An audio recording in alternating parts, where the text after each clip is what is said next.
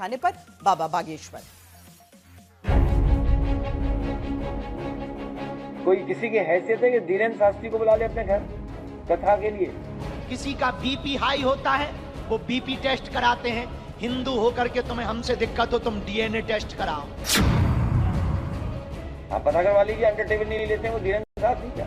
बागेश्वर सरकार को उन्होंने टारगेट किया क्योंकि बागेश्वर सरकार हिंदुत्व पे कार्य करते हैं, सनातन पे कार्य करते हैं। कई कथावाचक हैं जो 50 लाख रुपए लेते हैं। ये कौन है अखिलेश यादव? मुल्ला मुलायम जी के लड़के हैं, मुलायम यादव जी की। समाजवादी पार्टी के अध्यक्ष अखिलेश यादव क्या चुन चुनकर उत्तर प्रदेश का जातिगत समीकरण साधने में जुटे हैं?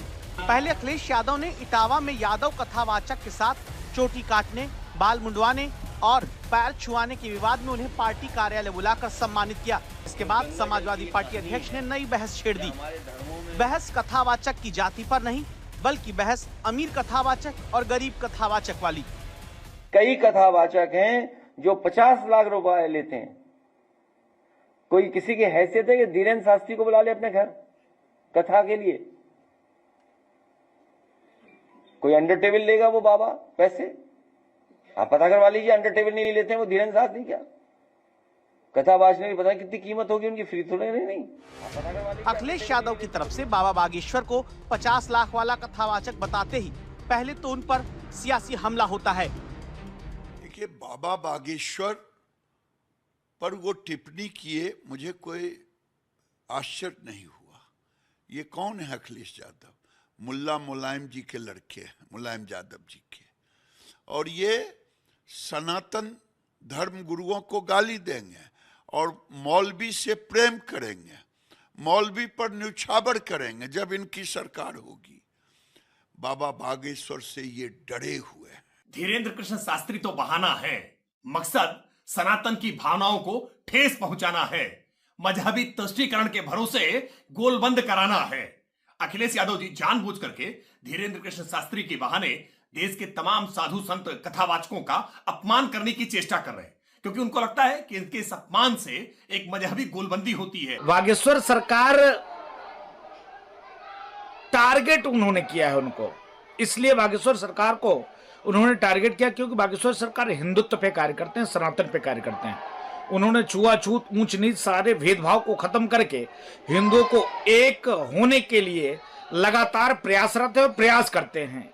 ये दिक्कत है अखिलेश यादव जी को। सवाल है कि आखिर इटावा में यादव कथावाचक के साथ हुई घटना के बाद जहां अगड़े पिछड़े की राजनीति चलने लगी, वहां बाबा बागेश्वर का नाम लेकर ही अखिलेश यादव ने क्यों बयान दिया? उस गांव में पहले भी ये यादवी कथा करके गए हैं, आप पता करवा लेना। आप उन गांव वालों को सब पता है कि ये यादवी है कथावाचक, क्योंकि जिस परिवार को कथा करानी थी उन पे इतना संसाधन पैसा नहीं था कि लाखों रुपए वाले कथावाचक बुला लें।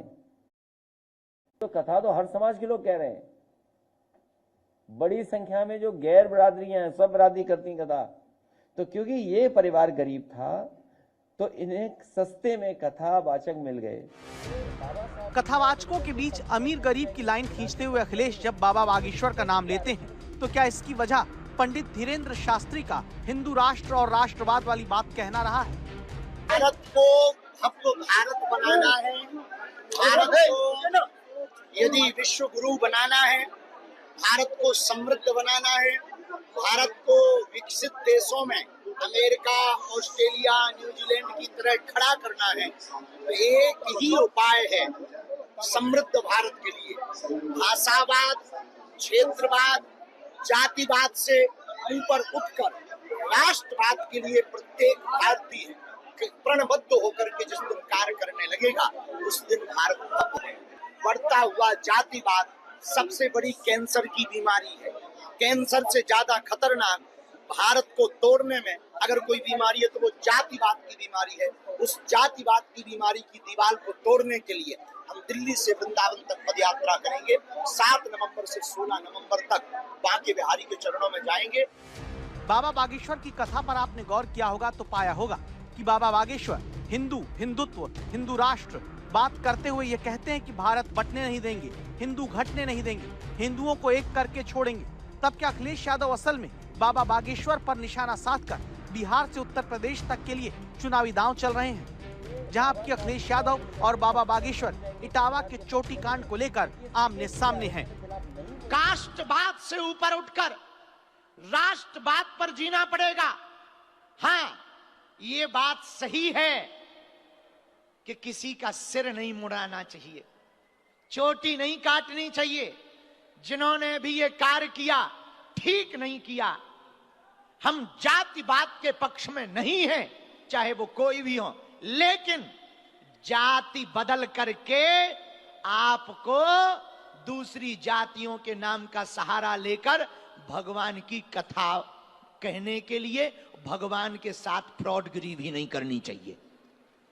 अपमान नहीं होना चाहिए, चुटिया नहीं करनी चाहिए और पेशाब से स्वच्छ नहीं करना चाहिए। कोई भी सभ्य व्यक्ति, कोई भी जिसको समाज के प्रति लगाव है, वो कभी भी इस तरह के काम नहीं कर सकता है। अखिलेश यादव क्यों इस अगड़े पिछड़े की सियासत पर जोर दे रहे हैं? इसकी वजह 2024 लोकसभा चुनाव का नतीजा है, जहां यूपी के भीतर बीजेपी के वोट बैंक में 2019 के मुकाबले कोयरी कुर्मी वोट 19% तक घटा। यूपी में ये बांटने वाले लोग वही हैं जिनको जब अवसर मिला था तो दुर्दांत माफियाओं के सामने नाक रगड़ रहे थे। आप याद करिए, अंतर यही होता है। जाति के नाम पर बांटने वाले लोगों ने माफियाओं के सामने सत्ता को गिरवी रख दिया था और इन्होंने वन डिस्ट्रिक्ट वन माफिया देकर के प्रदेश की कानून व्यवस्था को पूरी तरह सत्यानाश करके रख दिया था।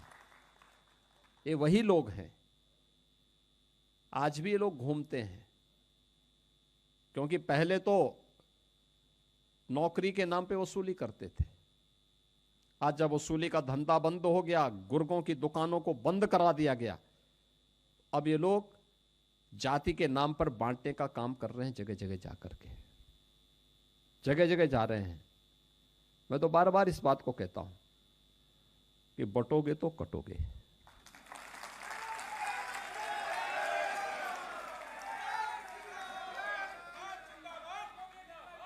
एक रहोगे तो नेक रहोगे। हमारे सहयोगी कुमार अभिषेक ने कथावाचक की जाति पर होती राजनीतिक लड़ाई में डिप्टी सीएम ब्रजेश पाठक से भी सवाल किया कि क्या पूजा पाठ, कथा बांचने का अधिकार केवल ब्राह्मण को होगा, दूसरी जातियों को नहीं? सवाल उठ रहा है इस वक्त और सामाजिक तौर पर बड़े स्तर पर उठ रहा है। क्या ब्राह्मणों के अलावा जो ओबीसी बिरादरी है, यादव हैं, दलित हैं, क्या उन्हें भागवत पाठ का अधिकार है या नहीं? मैं आपको स्पष्ट, क्या वो पुजारी हो सकते हैं? मैं आपको स्पष्ट कर दूं। जो रामायण की कथा सनातन संस्कृति का केंद्र बिंदु है, जिस आधार पर हम सब भगवान राम को याद करते हैं, उनके लीला को हम देखते हैं, वो महर्षि वाल्मीकि ने लिखी है। और जिसकी चर्चा हम समय समय पर करते हैं, व्यास गद्दी से बैठ करके हम जिस कथा को सुनते हैं, वो महर्षि वेद व्यास ने लिखी है। और दोनों ब्राह्मण नहीं थे। और ब्राह्मण समाज कभी भी अपने महापुरुषों के प्रति इस प्रकार के शब्दों का चयन नहीं करता। लेकिन जिस प्रकार की अराजकता खासकर हुई है इटावा के अंदर, क्या आप उम्मीद करते हैं कि समाजवादी पार्टी के लोग जब पावर में आएंगे, यही गुंडे सड़क पर उतर करके कानून को तोड़ेंगे, नंगा नाच करेंगे हाथ में असलहे लेकर के? हमारी सरकार प्रतिबद्ध है, हम कानून के राज को स्थापित करेंगे और किसी भी व्यक्ति को कानून हाथ में लेने की इजाजत नहीं देंगे।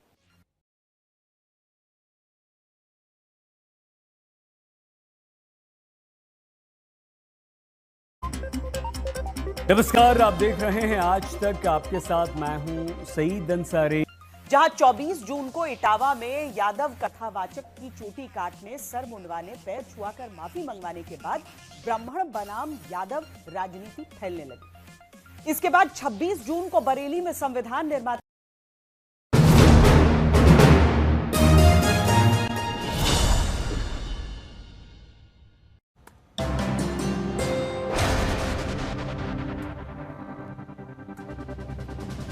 कोलकाता में गैंगरेप में बीजेपी की 4 सदस्यीय जांच समिति दिल्ली से कोलकाता पहुंची। सतपाल सिंह ने ममता सरकार पर साधा निशाना। सतपाल सिंह ने कहा, मुख्य आरोपी तृणमूल सदस्य ममता सरकार की मानसिकता पर उठाए सवाल। कोलकाता गैंग रेप में नई जानकारी, 2 आरोपियों ने दुष्कर्म के वीडियो बनाए, ब्लैकमेलिंग के लिए इस्तेमाल की थी साजिश। ढाका में हिंदू महिला के साथ क्रूर बलात्कार के मामले में हिंदू समुदाय के सदस्य और संगठन सड़कों पर उतरे, ढाका विश्वविद्यालय में विरोध प्रदर्शन। बांग्लादेश में हिंदू महिला से दरिंदगी के विरुद्ध उबाल, ढाका विश्वविद्यालय और कई शहरों में प्रदर्शन।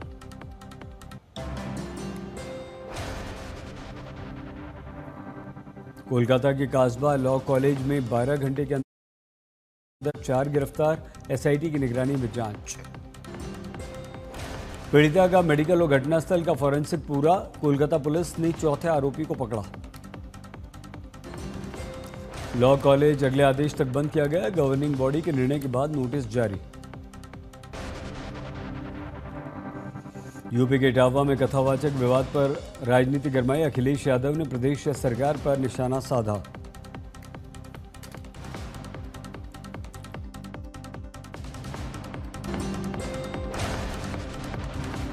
अखिलेश यादव ने धीरेन्द्र शास्त्री को लेकर बयान दिया, ऐसे कथावाचक अंडर टेबल भी पैसे लेते हैं।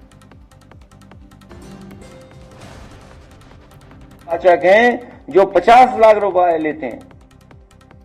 कोई किसी की हैसियत है कि धीरेन्द्र शास्त्री को बुला ले अपने घर कथा के लिए? कोई अंडर टेबल लेगा वो बाबा पैसे? आप पता करवा लीजिए, अंडर टेबल नहीं लेते हैं वो धीरेन्द्र शास्त्री क्या? कथा बाजने की पता नहीं कितनी कीमत होगी उनकी, फ्री थोड़े नहीं। बीजेपी ने अखिलेश पर बोला हमला, बीजेपी प्रवक्ता राकेश त्रिपाठी बोले, बाबा बागेश्वर पर निशाना धार्मिक तुष्टीकरण का बहाना। हनुमानगढ़ के महंत राजू दास ने बाबा बागेश्वर पर अखिलेश की टिप्पणी पर कहा, अखिलेश ने यादव बनाम ब्राह्मण मामले को बनाने की कोशिश की।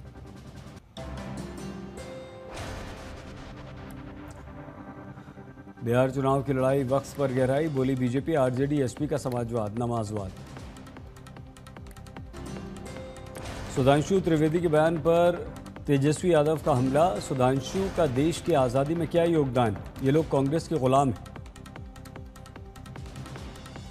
वक्फ कानून के विरुद्ध पटना में तेजस्वी की रैली, कहा महागठबंधन जीता तो कूड़ेदान में वक्फ कानून को फेंक देंगे।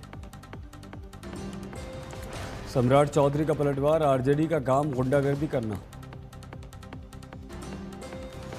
बिहार विधानसभा को लेकर तेजस्वी का बयान, एनडीए को 20 साल दिए, आप मुझे सिर्फ 20 महीने दे दीजिए। ये चाहते हैं सनातनी को गाली दे, लेकिन हम बर्दाश्त नहीं करेंगे। गिरिराज का तेजस्वी पर भी हमला, तेजस्वी संविधान विरोधी तुष्टीकरण करते हैं। तेजस्वी सूर्या ने कांग्रेस पर कसा कटाक्ष, भूतिया है Congress high command.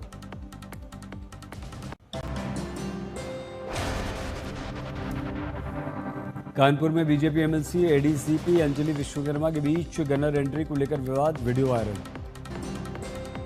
Green park stadium में सुरक्षाकर्मी की एंट्री पर बहस, एमएलसी अरुण पाठक बोले, क्या डील की गई थी। लखनऊ में चौक इलाके में कपड़ा व्यापारी ने पत्नी बेटी के साथ आत्महत्या की, सुसाइड नोट में बैंक लोन का उल्लेख किया। आत्महत्या करने का कारण पुलिस ने अभी स्पष्ट नहीं किया। मेरठ में कांवड़ मार्ग पर अलग समुदाय के होटल ढाबों पर नेम प्लेट लगाने या उनको फिलहाल बंद करने की मांग, हिंदू संगठनों की मांग। बेतिया में नाले पर अतिक्रमण बना मुसीबत, बारिश का पानी घरों में घुसा, सामान डूब गए।